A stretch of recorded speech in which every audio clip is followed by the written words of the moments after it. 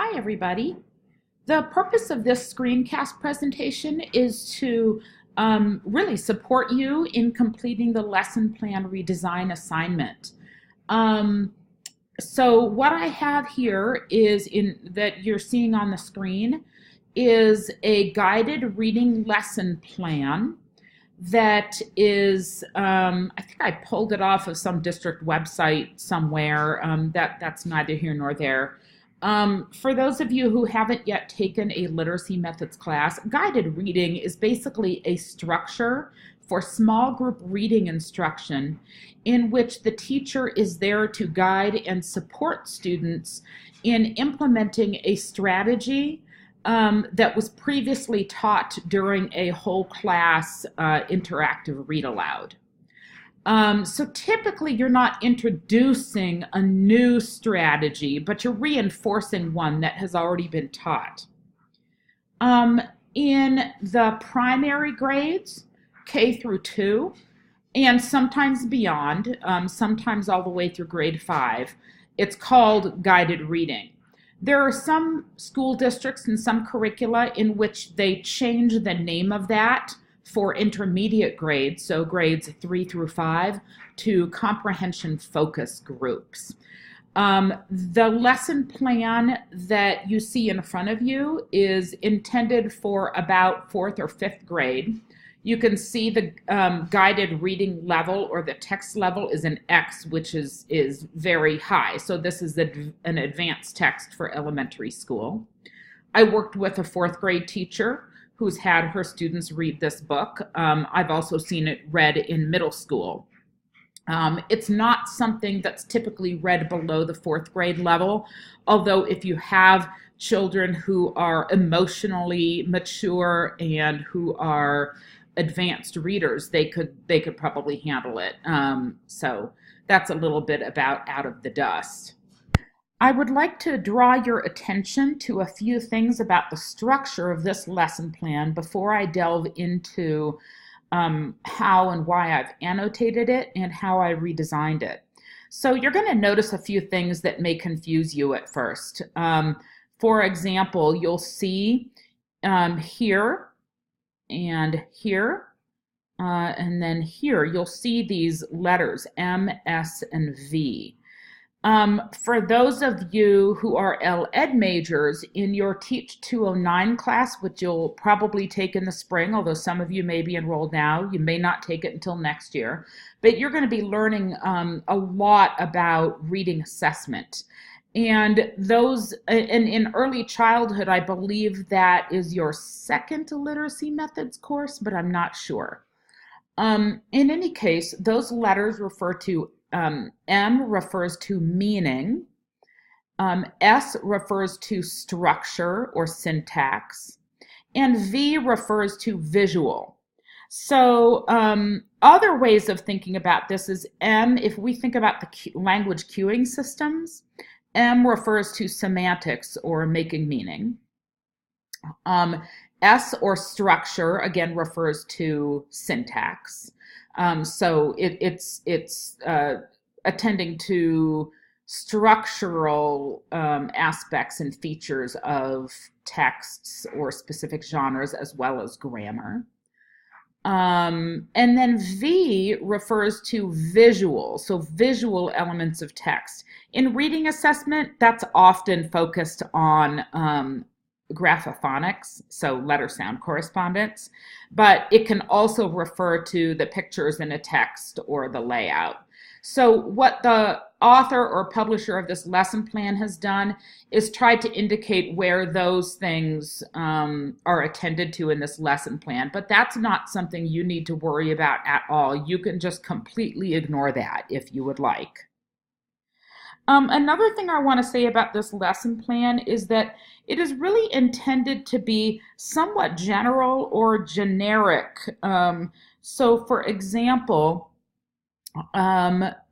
if you go down to suggested teaching point, or a focus on a comprehension strategy, the idea here is that you wouldn't be teaching every single one of these. These are examples, right?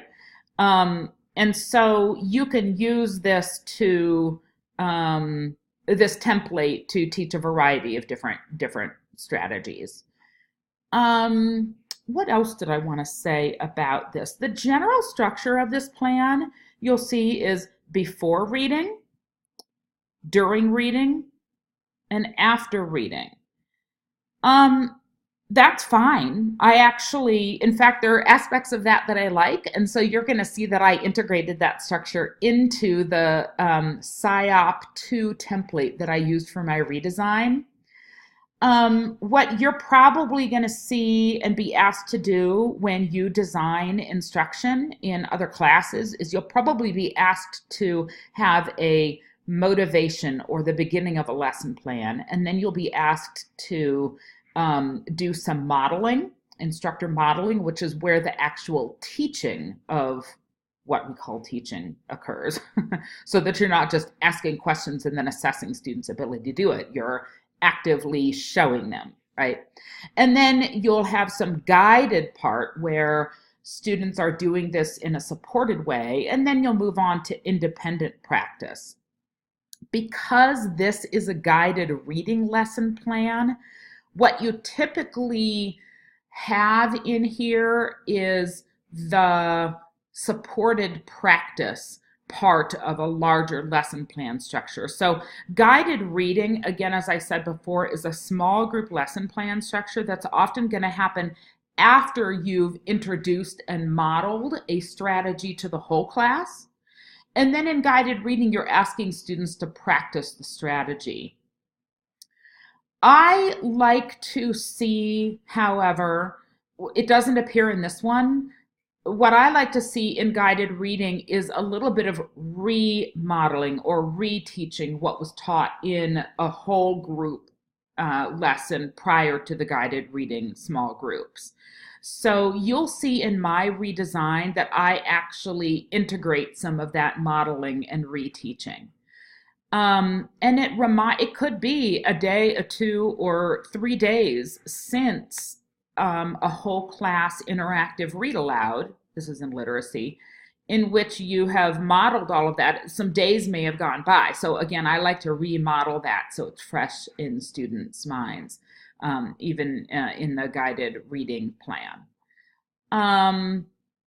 So I think that how I have integrated a gradual release of responsibility, which again gets at teacher modeling, which is like I'm doing it, and then guided practice, which is like, well, we're doing this together with support, to the independent practice, which is you're doing it, so the I do, we do, you do model. I think that you'll see that I think that that'll be a little bit more clear in my redesign. So let me talk a little bit about what I really like about the original plan. Because there are some things in here that I find very supportive for students, including for English learners. So, for example, the teacher is only introducing a few words here. In the original plan, the teacher has the students read 33 pages. Now, they're poems, right? So that's not as overwhelming as it sounds, but it's pages 3 to 33. And the teacher has only selected 3 vocabulary words that he or she thinks the students really need to know in advance. And I like that because we sometimes overwhelm students with pre-teaching too many words. I also like the fact that these are tier 2 words. In other words, they're not high frequency words, but they're not overly specific to certain disciplines or contexts. So I like that. I think that that makes sense. And these could be words that are very important for students to know before they jump into the text. So I like that. I also like the fact that at the beginning of the lesson before reading, the teacher actually summarizes the text for the students. To be honest, it's not a classic summary in that it doesn't go through like all the characters, setting, problems, events, and a resolution, because you don't want to give away the text. Oftentimes we don't give students summaries or overviews of text before they read them, and I think that's a little bit silly. I mean, think about if you're going to go pick out a book you want to read. You're going to read the book jacket. You're going to get an overview of it before you read. And that's going to help set the stage for your comprehension. You're already going to know something about the setting and the characters and some of the events, right? So, and it builds suspense. So I think that it's a very supportive thing to do for students' comprehension, and it's also a motivating thing to do. So I really like that. One of the other things that I really appreciate about the lesson, the way it's originally set up, is that the teacher draws the student's attention to unfamiliar book language and the structure of the text. So let's see, where does I guess in oh, here's where they do that. The unusual aspect of the text layout. So the teacher says the text layout is unusual and actually prompts the students to jump in and take a quick look into the text before they read. That's hugely important. It's always important to have students do almost like a little book walk or jump into the text before they read it to get a sense of what it's like, right? And you can even engage the students in a quick conversation about the layout.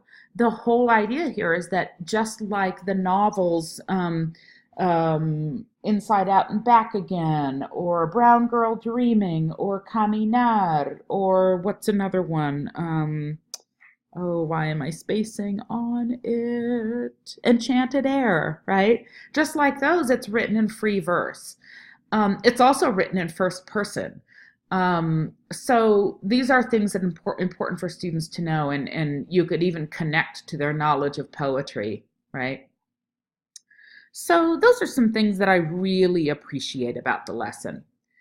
What I want to do now is talk a bit about what I have for the stars here, but in particular, what I have in terms of the orange arrows. And I just noticed that one of the bits of text that I was going to have is missing, so I'm going to actually add that in right here. Okay.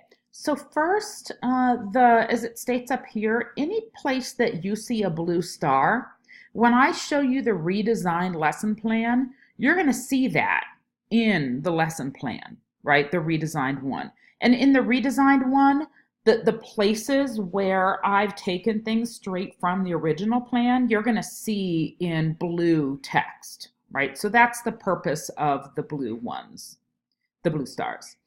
I've annotated this in orange to help you access my thinking about aspects of this original lesson plan that I think could be improved for English learners, but quite honestly, for any students. I think that there are specific things we can do for English learners, but we can also scaffold and support all students' engagements with our instructional activities and understanding of content. So I'll start with the one I just added in here while I paused it.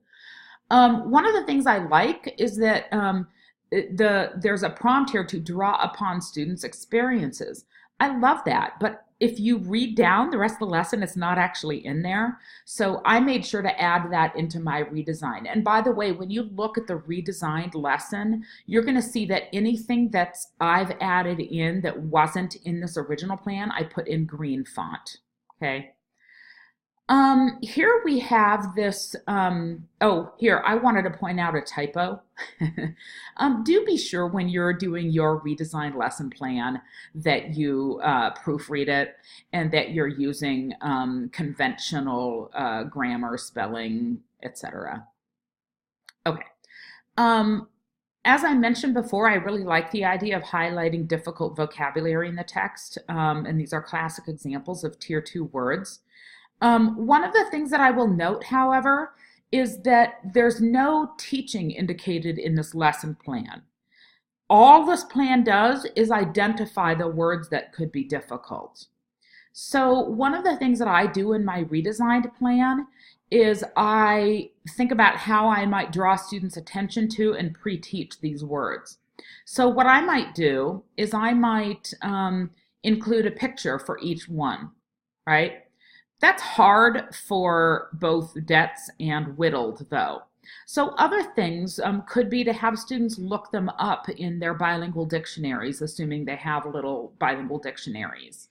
You can also go visit where those words are in the text and have students use context clues. If that's already a strategy that students have learned, you can prompt them to use that strategy and then to talk about the words in their native language. But however you do it, I think it's important to actually pre-teach those and engage them with those words and talking about them rather than just identifying them in the lesson plan. So one of the reasons here that I put some text here and talk about this is you'll see comprehension strategy. So I think that's really important, particularly in a guided reading lesson or a comprehension small group, comprehension focus group. The whole idea is that you want students practicing a strategy. Here, the italicized text is what the teacher would say. So several characters will be introduced in the text today. Pay attention to how they're described. So that's great, except for that's not really a strategy. Paying attention to how they're described isn't a strategy. It's a purpose for reading. It's something you want them to attend to. So instead, and connected to the suggested teaching point, which is to really think about who characters are. And for me, in my redesigned lesson, I'm really zeroing in on drawing inferences. So what I would do instead is I would integrate some teacher modeling of how to draw inferences regarding character traits, as well as the setting. I think that's important too. So this involves some vocabulary support, because in order to understand how the characters are described, there's going to be some words that they're going to need to know from the text, right? And I also use a graphic organizer that I include on both a graphic organizer, like a sheet for the students, as well as on an anchor chart for students to use. So you're going to see me attending to more closely and carefully to inferring character traits and how the setting is described in my redesigned lesson. So in my redesigned lesson, I decided that I would shorten this. I would spread out this whole portion of the text, which is like a big part of the text, into 2 to 4 sessions, depending on the grade level. Like, am I doing this with 4th graders in the fall? Am I doing this with 5th graders in the spring, right? And also depending perhaps on their English language development levels.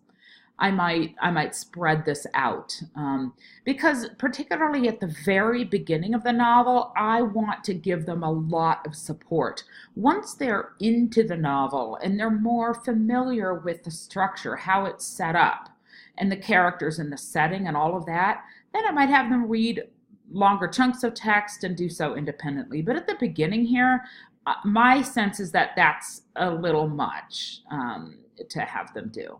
So, I guess related to the fact that I would shorten the amount that they're going to do, I also think that because this is the very beginning of the book and the structure and the language in the book are atypical, I think it's really important at the beginning of this during reading process to get some teacher modeling in there, with the teacher actually maybe reading the first poem aloud. I think that's particularly important for 2 reasons. It can, regardless of whether your students are English learners or not, it can reinforce what you may have taught in a whole class mini lesson or interactive read aloud or what have you before reading the text. And it doesn't the teacher reading this aloud doesn't have to be the whole text, but again, just the beginning of it. I also think that, and this is more specific to English learners, depending on the student's English language development level or levels, I think that it's really important for students to hear the teacher reading the novel, and or at least the first poem. And the students can be reading along, right? But they're hearing the fluent reading. They're hearing how some of the new words and the names, which are unusual in the novel, how they're pronounced, right? So there's some very important language modeling that can happen there, and modeling of fluent reading. And I think that's particularly important for English learners. So you'll see that in my redesign, I implement that. I have the teacher read the first 3 pages aloud with the students reading along. And then as they do that, you'll see that I've integrated in some modeling of this comprehension strategy. So you're going to see that I integrate a graphic organizer, actually a couple graphic organizers, let me rephrase that I integrate a couple anchor charts. One of them is an anchor chart for vocabulary, and then the other is an anchor chart for discourse that gets at the strategy specifically for making inferences regarding character traits and setting. And I think that's particularly necessary for this book because the language in it is not very explicit when it comes to describing Billy Joe. So I think that's pretty important. So that's what I do in the during reading section. I actually divide the during reading section into during reading with teacher modeling, and then during reading with students reading independently, whisper reading. So really the main changes I made to the after reading portion is that I added in more supports that are grounded in the teacher modeling and the graphic organizer and anchor charts. So in this conversation here, in the original lesson plan, you pretty much just have the teacher asking questions. Now, I do think it's important that the teacher is drawing students' attention to very specific parts of the text that are important, right? Like, that's great. But there's very little in the way of supports. So in the redesign, I bring the anchor chart graphic organizer back in, and I have the students report out what they think about the characters and setting and describing them based on their partner work and using the graphic organizer. So yeah, so that's what I did. So that is my analysis and giving you sort of my thinking about what I appreciate about the original plan and what the redesign looks like. So next, we're going to go in and take a look at my redesigned plan. So as you'll notice, I used the SIOP, I believe the SIOP 2 lesson plan format. Remember, you can use any of the formats that you have on ReggieNet and that you have downloaded into your resource kits. And if you want, you could even sort of blend 2 or more of those formats together. Let's say you like a portion of the SIOP 1 plan and you like a certain aspect of the 318 lesson plan structure. You could create your own that brings those elements together, right? If you want to use a different lesson plan structure altogether, let me know. And I'll take a look at it and say, yeah, go for it. But you still need to have certain elements like supports and language objectives and things like that in your revised lesson plan. So as I mentioned before, this lesson plan redesign includes blue text, which Well, except for these are links. That's why they're blue. The standards don't apply there. But otherwise, the blue text refers to things that I took out of or that were present in the original lesson plan. Okay. And then anything that's green is what I've added in. There's a lot in green. For those of you who are redesigning one of the lesson plans that I provided, maybe from readwritethink.org, those lesson plans are probably going to be more robust and detailed than the out-of-the-dust original lesson plan that I redesigned this one from. So you may not have to add in quite as much as I've had to add in here. But this gives you a sense not only for how lesson plans in general ought to have a lot of supports built into them, but also, again, what the redesign would look like for teaching English learners. The structure is different. So as you'll see in the SIOP template for the lesson plan sequence, you have motivation, instruction, practice or application, and review and assessment. And so what I've done is in blue, I basically plugged in the structure that I kind of liked from the original one of before reading, during reading, and after reading. And so you'll see how I plugged those in to this lesson plan structure. So if we go back to the original lesson plan really quick, one of the things that you're going to see in terms of the purpose of the lesson is that it's really not stated super clearly in like an objective for the lesson in one neat and clean place. So you do see it kind of here where the teacher says several characters will be introduced, pay attention to how they're described.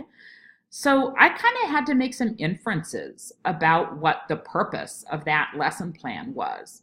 So in my redesigned one, I decided that this was about identifying and describing character traits and setting characteristics. So I included this content objective here. Oh dear, what did I just do? Sorry. I have this as my content objective. The students will describe the main characters and the setting, and you'll see that I also added in by drawing inferences from a novel or text with figurative language. So you can see how I kind of took that very general one from the original plan and made a more robust content objective statement. Keep in mind that when you're redesigning one of the plans from readwritethink.org, it's already going to have a much more clear lesson objective or purpose. So I don't think you're going to have to do that same work that I just did. You'll see that I've got my content standards. So this is the Common Core English Language Arts, and these are linked so that when you go into this, you can actually link and see those online. So I decided that there were 3 content objectives that really applied well to this lesson. You're going to see that I have language standards here. You may not be prompted to do that, but the SIOP 2 asked me to do that. And so what you want to think about here is, this is from WIDA, so you want to get all 4 of your language domains in here, okay? It's possible that in your lesson plan you might not engage all 4 language domains. Again, like there are many people that like to have all of the 4 domains in there. I'm not going to raise a stink about that in your lesson plan redesigns for Teach 318. If I were teaching this for bilingual majors or teacher candidates getting an ESL endorsement, I probably would raise a bit more of a stink about that. So we've got our standards, we've got content objectives. So here we go with language objectives.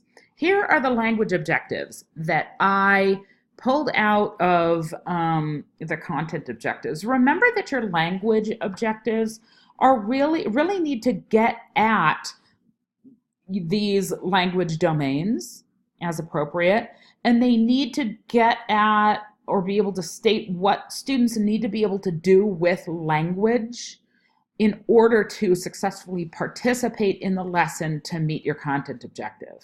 Okay. Now, in this case, you're going to see the word describe in both.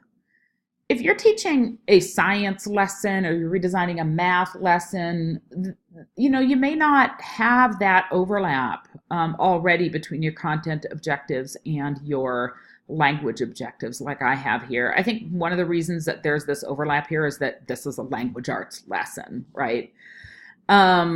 So, a content objective might say something like students will demonstrate molecular relationships in a gas and a liquid and a solid. Well, if you're writing a language objective, you need to say how they're going to do that with language, right? But here, it's already language arts is the content, so there's more overlap. Anyway, so my language objectives also, just because I thought this might be helpful, included the language demands from academic language. So you might note that. Yours don't have to. I could have left that out and just included other aspects of these 4 language arts. But so you'll see these 4 language objectives get at the 4 language arts, and they also get, I also included some supports in here. You don't have to do that. I could have left this one, for example, as just saying students will describe characters and orally describe characters and setting. But again, I beefed mine up a little bit. You'll note that a lot of what I want students to do is oral. Some of it involves reading. And I just realized that I could have added another one in here that gets at in writing. I just realized that I added in some writing into a graphic organizer during this lesson, and I forgot to add that in. So let's do that right now. Let's see how I would do that. If I want students to be able to describe the main characters and setting in this way, in writing, I'm going to say students will use vocabulary, syntax. Actually, the syntax part is only going to be oral. They're just going to be using the graphic organizer when they write. So I'm going to say vocabulary and discourse. And I say that because I want them, you'll see in the graphic organizer I have below here, I want them sort of thinking about what the text says and what I know, and that makes their inference. So they're not really, when I have them do it orally, they're using a different sentence frame. So students will use vocabulary and discourse to make inferences about in writing about character traits and setting. And I could add using the graphic organizer. When am I do that? Using but I don't have to do that. When I add in that, like, it sounds more like an NPI, which I'll show you in a second. So I'm going to highlight this or bold it in writing. Okay, so I added in that language objective.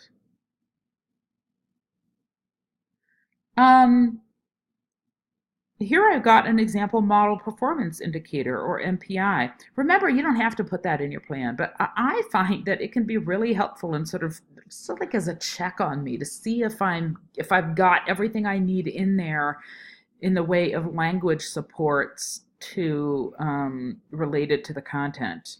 So, and I also here have articulated the English language development level that I'm imagining these students might be at. So I said, and you could make that up with regard to yours. You could make up, you could imagine that your students you're working with are at the developing level or the entering level or the expanding level or bridging level, what have you. So here's my MPI. Students at the expanding level will orally describe, that's my language objective, main characters and setting in the novel Out of the Dust. That's my content stem. That's language arts. And you can go up and actually see how that relates to the content standards. By using anchor charts and collaboratively completing a graphic organizer in partner work. There are my supports. I could have added in additional supports by using anchor charts, teacher language modeling. I didn't have to do that, but I could do that, right? All right, yay team. Yeah, so I've kind of done a lot of the a lot of the initial part of the lesson. One thing to still talk about is key vocabulary and supplementary materials. So key vocabulary, I've got debts and whittled. I took out parlor from the original plan because I'm not going to be having them read that far in this session. I've added in additional vocabulary here. So I want my students, they're going to need to know these words, right? Characters and setting. They're also going to need to know these general academic words, describe and infer. They're going to need to know these words that relate to the setting, right? So I kind of added in some other words that I thought would be important for them to know. In my supplementary materials, you can see I've added in some additional things. So anchor charts and graphic organizer for discourse and vocabulary. So I would have one anchor chart that has, or maybe two different ones, depending, that have these words on it. If I don't want it to be on an anchor chart, it could be on a whiteboard or whatever. In terms of the discourse part, you're going to see that I have an anchor chart once I want them talking about, like in the discussion, I've got a discursive sentence frame here. And then this is the chart or table that I'm going to have both on an anchor chart that I'm going to model with, and I'm going to have that on graphic organizers on papers for the students to use. The other thing that I had to do here, because there were so few supports listed in the original guided reading lesson plan, I tried to think about, wow, I know that things like message abundance and multimodal text are going to be really supportive, and that's pretty difficult going and thinking about the Depression and the Dust Bowl. So I found this awesome YouTube video. It's pretty short, and it's just music and visual images. And it shows images of the Great Depression and the Dust Bowl. And so what I'm imagining is that in my lesson, I will have shown this in a previous whole class lesson. Like I can imagine I would have done a whole mini lesson prior to any guided reading groups and prior to starting this novel, where I introduce all of my students to the Dust Bowl and the Great Depression. And this is a fantastic video to do that because it's just music and visual images. It's accessible to everybody. And when I do that in the lesson before this, like I would teach these words, right? Keep in mind that this, if we go back to the original lesson plan, is where I am, well, I guess it's not drawing on students' experiences, but it's connecting to previous instruction. And you're going to see that later in the PSYOP plan. You see links to past learning. So I've integrated that into here. I sort of imagined, well, what's the past learning? You're going to see another place I do that too. Like I'm imagining that I've taught them already how to make inferences. And so I'm sort of just revisiting that in this lesson plan. So anyway, that's what I did. I'm also thinking Okay, the setting is Oklahoma, so maybe I'll have a map of the US so I could point to them where it is. Right. So those are my additional supplementary materials that I'm adding in that were absent in the original plan. Okay, PSYOP features. You're going to see that some of these things, guided practice, it's a guided reading lesson plan, right? So there's guided practice in there. The teacher's there with them. There's also some independent practice because they are, even though they're whisper reading, they're kind of independently reading, and the teacher might get up and go see how other students and other groups are doing in their work. The original lesson plan was small group. Within that, I have them work in partners as well. So I integrated partner work into that. Um, I decided that the original lesson plan was not as engaging as this one. I don't know. You might disagree. You'll see that the original lesson plan was linked to their content objective, even though it wasn't stated very explicitly there, and it's meaningful, right? I like that. You'll see I added in a lot of stuff. I adapted the content, so I'm stretching it out over a couple sessions rather than having them read 33 pages all at once. I've got links to background knowledge that you're going to see in this lesson plan. And again, even though that was stated in the before reading section of the original lesson plan, it didn't really show up in the instruction. I have links to past learning, which we didn't see in the original lesson plan, and I have much more explicit and clear and supported incorporation of strategies. I have modeling.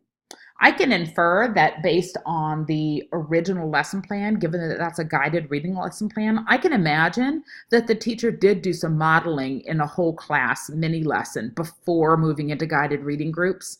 But I wanted to remodel, so I've got that in there. And then I also have a little bit more in the way of comprehensible input. So you're going to see some of the visual images and things that I integrate to make the content more comprehensible. Pre-teaching vocabulary, whatnot. Higher order thinking skills. To be honest, we haven't talked about this much in our class. Do what you can here. If you decide to use a template that has HOTS, H-O-T-S, higher order thinking skills in it. The reason I like that is because it makes sure that you are keeping expectations high for your English language learners. You're not dumbing down instruction. So I've got some basic things that actually remembering isn't much in the way of higher order, but I want students to identify the setting and characters. Understanding, I want them to demonstrate the process of inferring, and then I want them to apply. They're going to be using the text and their own knowledge to describe the characters in the setting. Also with analyzing, they're going to be interpreting character traits as they do that and setting characteristics. And then creating, they're going to be writing and stating descriptions based on their inferences. So they're actually creating text. They're creating inferences. So I put that in there. You don't have to do the HOTS part, or you can use a template that doesn't have that in there. But again, to me, it's just a check on making sure I'm keeping high expectations for my students. Okay. So you're going to see here, remember that if it's in blue, it's straight from the previous lesson plan. So I'm just going to kind of walk you through what I have here. This is motivation, this is before reading, and I'm sort of introducing the purpose. I'm letting you know, hey, we're starting out of the dust today. And I'm going to give them that brief summary that I liked so much from the from the original plan.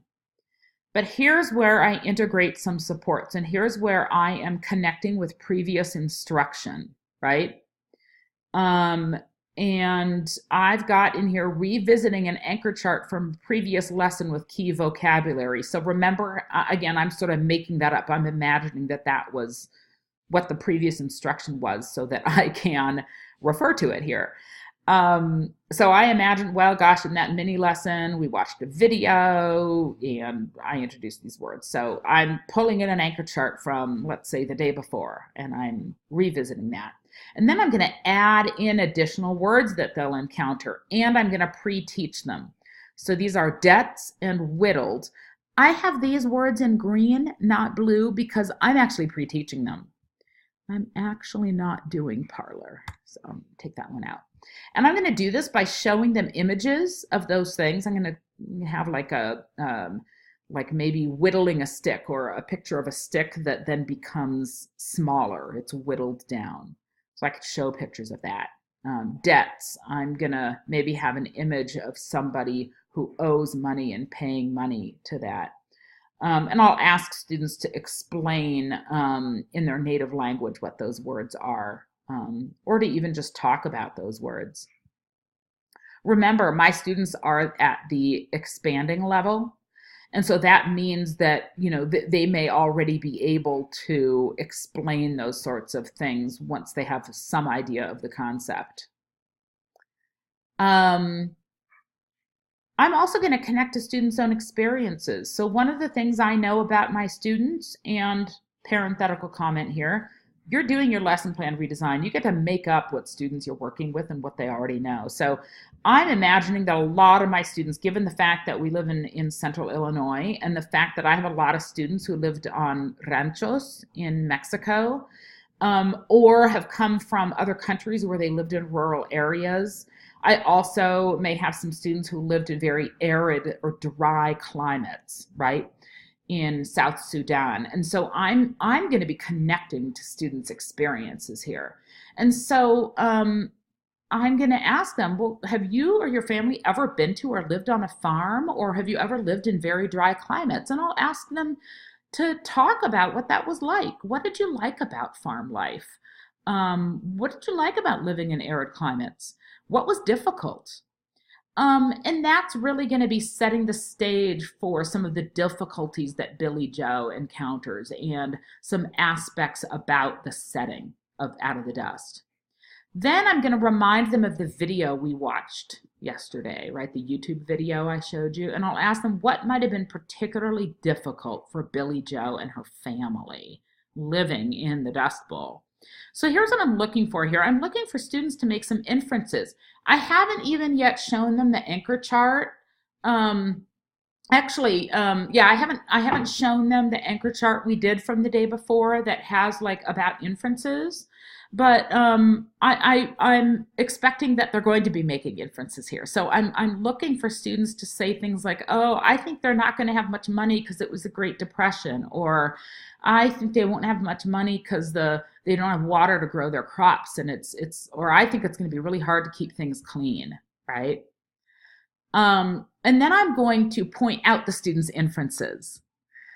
So what I'm doing here is I'm connecting to their own experiences. I'm starting with experiences, and then I'm connecting it to this academic thing that we call making inferences. And what I'm going to do is I'm going to write their inferences in the graphic organizer on chart paper, like on an anchor chart for future reference. So I'm going to jump down here. So what I'll do is I'm going to say, well, the text, so in the YouTube video, it was really dusty and dark, and the barn was falling apart. And what I know that dust gets into everything, and I know that because I lived in South Sudan, right? Or I know that plants can't grow if there's no water, and so you can't make money from crops. And so my inference is that they will be miserable because they won't be able to keep clean, or they won't have much money, right? So you can see how I'm taking what I'm hoping they're going to produce, right, based on their experiences and watching that YouTube video, to make some predictions, some inferences regarding what's going to be difficult for Billy Joe. So that's going to be on chart paper, hanging up for them all to refer back to. At this point, I'll tell them what the purpose of the lesson is. I'm going to say that I want them to attend to how the author describes Billy Joe in the setting, and that to do that, we're going to have to make some inferences.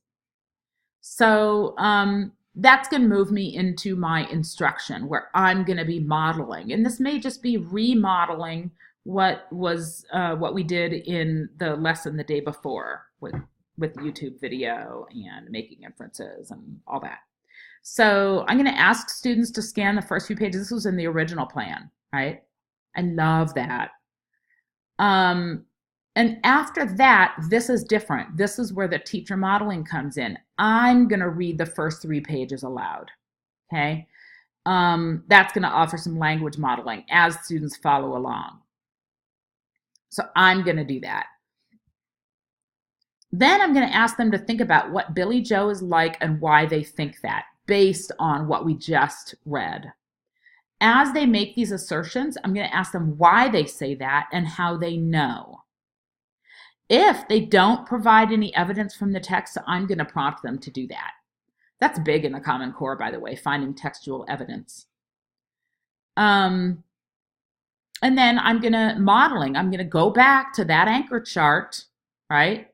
And I'm going to write a claim in the far right column of the anchor chart. And then I'm going to add in a quote from the text, right, that they go to. This is the kids are giving me like what a quote from, like, how do we know Billy Joe is like that, right?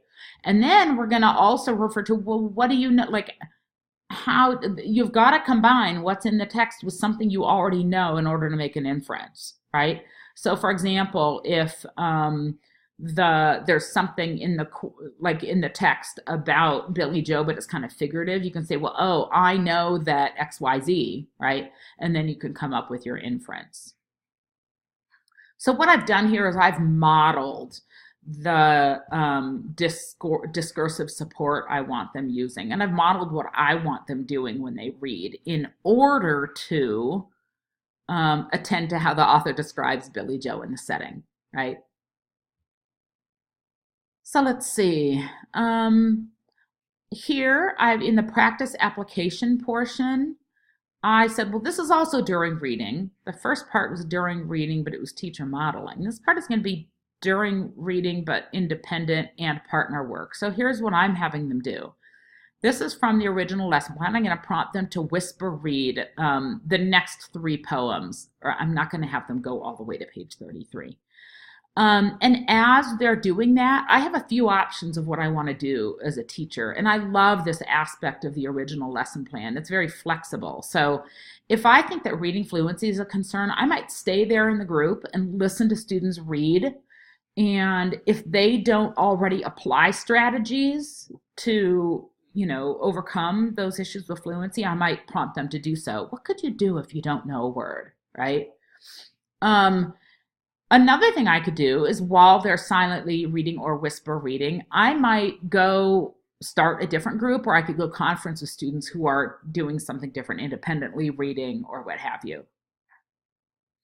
Once the students are done with the next 3 poems of that, I'm going to partner them up, and I'm going to ask them to add on to the chart we already started on their graphic organizer. So they're going to have this as an anchor chart, and they're going to have other stuff I've added in here in my teacher modeling after reading the first 3 pages aloud. But they're also going to have the same chart on a graphic organizer, on a piece of paper that they can use. So I am going to partner them up and have them add on to the chart on their graphic organizers. So they're going to be looking for characteristics of the setting and of the characters. So as students do this, they should be coming up with claims describing the characters and setting with evidence from the text combined with what they know. And this provides the support for them to do that. It's a discursive support. After they are done with that, so now I'm kind of after reading. I guess in some ways this could go in after reading too, but I'm going to have them discuss the story, okay, as a whole group or small group. We might clarify some confusions. There might be kids who say, oh my gosh, I do not get this part. What is going on here? I don't know these words, right? And we'll revisit parts of the text that posed problems for them. And I might know parts. If I stay there while they're whisper reading, I'm going to have a good sense of parts that pose problems for them. But then what I really want to do is I want to be connecting back to that teaching point. And it says that in the original lesson plan, but it doesn't say how. So what I want to do here is I want to go back to this. I gave them this graphic organizer for a reason. And so we're going to be, to connect back to the teaching point, we're going to be bringing up what they did with their partners. So I might say, we talked about how characters can be described. So share what you know about some of the people in this book. I'm going to prompt them to, basically talk about what they came up with in their graphic organizer with their partner. So I'm going to be offering some discursive support, an additional discursive support on an anchor chart. So this is a new anchor chart or on a whiteboard, and it's really a sentence frame here. So I'm going to say, using this, I'm going to say, I infer that Billy Joe is blank, and that's probably going to be an adjective, because blank, like why? And that's the warrant from the text, right? Combined with what they might know. Okay.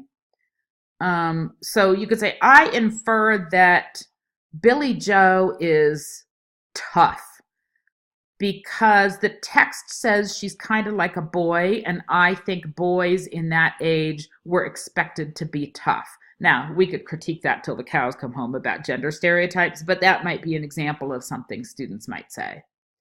And then I'm going to add them as they do this. I'm going to add them to the whole class anchor chart. So I'm basically taking what they have from their graphic organizer, and I'm going to add it into the whole class anchor chart. By doing that, I'm going to be able to model some conventional spelling and grammar, right, that they may not have had in their sheets that they did with their partners. One of the things I like about the original plan is this idea of extending the conversation to talk about the setting. How bad is it, right? I can also use this as an opportunity to reteach. I might go back and say, remember, this is how we're drawing inferences from what's in the novel. This is how it works, right? Also, as we're doing all of this, I might invite the students to revise their graphic organizers, to sort of revise some of their spelling and grammar if they want, or to, if they put some things in the wrong columns, they might want to revise that.